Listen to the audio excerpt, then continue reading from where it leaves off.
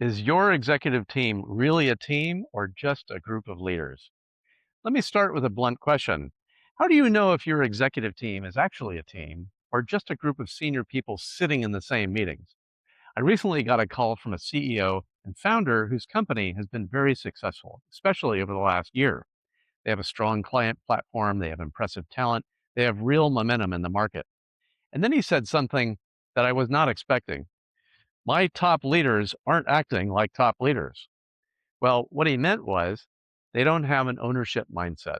They were thinking too narrowly, and they weren't behaving in ways that matched their seniority. And they were not like the enterprise leaders he wanted to scale the business to the next level. And the real question wasn't about talent, it was this: is this a people problem or something deeper? This is a situation that's incredibly common. CEOs and founders often feel disappointed with their executive teams, not because the people are bad, but because they're not operating at the level the moment requires. Here's the reality: there's no playbook for being at the top of the house. Most executives are promoted because they're excellent functional leaders, but very few are ever taught how to operate as an enterprise leadership team. In our experience, many executive teams are actually just high powered groups. Those functional leaders and business unit heads that are operating in parallel but not really operating as a team. And that gap becomes dangerous during growth, succession, strategic pivots, M&A, or rising stakeholder expectations, because those moments demand high achieving teamwork to create enterprise value. So let's talk about what actually needs to change. There's three principles that I want to talk about today. Number one, is your executive team fit for the future? Your executive team is the fulcrum of your business. It's also where the value creation leverage comes from. So the first question every CEO must ask is our executive team fit for where the business is going next, not where it's been? That requires clarity around the next horizon of growth or enterprise value you're trying to realize. What stakeholders now expect from the top team? What behaviors and decisions will get you up the next mountain? And just as importantly, what you must stop doing. Many CEOs can describe their strategy, no problem, but far fewer can actually describe how the executive team must operate to deliver on that strategy. Here's the distinction about teamwork that matters. Years ago, John Katzenbach and Douglas Smith famously wrote in their seminal HBR article, The Discipline of Teams, that a team is not a group of people who simply work together. A team is a group of people who hold themselves mutually accountable for a shared purpose, goals, and approach. If we are honest, most executive teams operate in parallel. They're not really focused on the business as a whole. Many executives can't see beyond their own functional or business unit goals for the next year or even just the next quarter. And at worst, they spend most of their time putting out fires.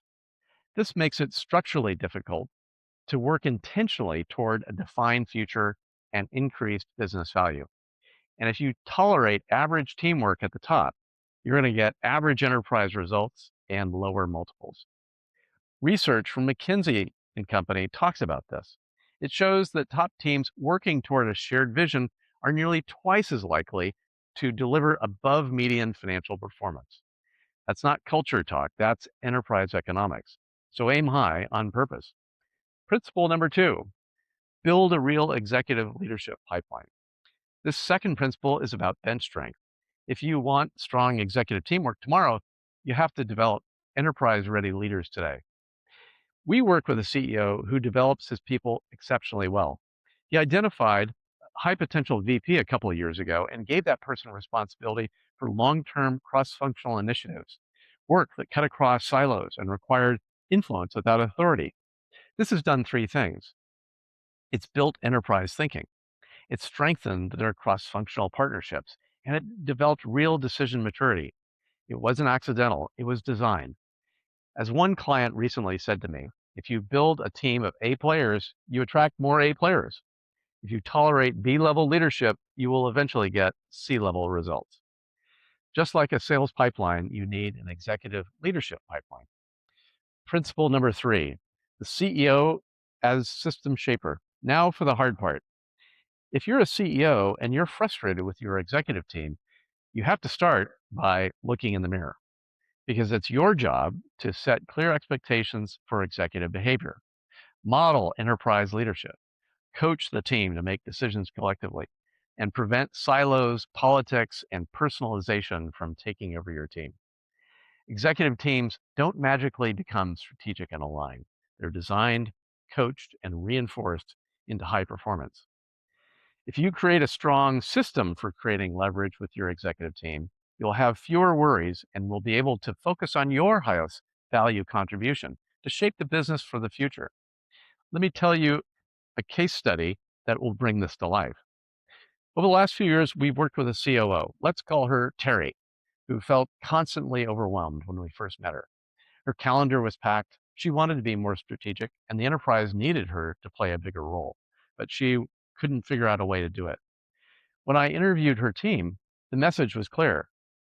Terry does everything from strategy to fixing the paper shredder. Really. When I asked her why she didn't delegate more fully, she said, well, I don't trust them to make decisions the way I do. So I asked another question. Well, have you taught them how to make decisions? Her answer was, well, no, I don't have the time. Right?